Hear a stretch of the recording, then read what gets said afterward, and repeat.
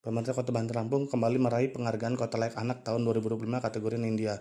Penghargaan tersebut diberikan langsung oleh Menteri Pemberdayaan Perempuan dan Perlindungan Anak Republik Indonesia Arifah Fauzi kepada Wali Kota Bandar Lampung Eva Dwiana di Auditorium Kyai Haji Kementerian Agama RI Jakarta Pusat Jumat 8 Agustus 2025.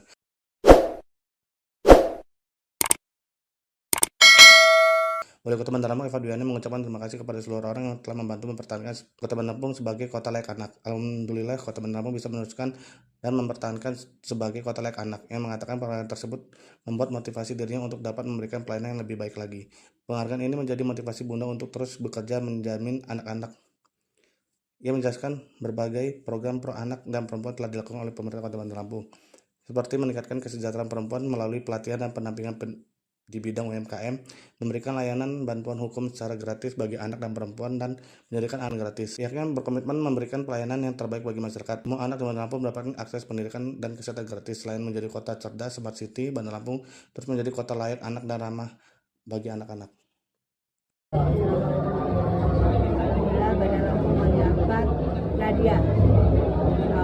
Diri kami warga Bandar Lampung, terutama anak-anak yang Bandar Lampung, mengucapkan terima kasih kepada semua orang tua dan juga dari PPA Kota Bandar Lampung yang sudah berupaya yang luar biasa bersama Satgas ya. Jadi harus dijaga terus untuk ke depan Kota Bandar Lampung lebih baik lagi. Harapannya apa Bunda atas Harapannya dirinya? anak-anak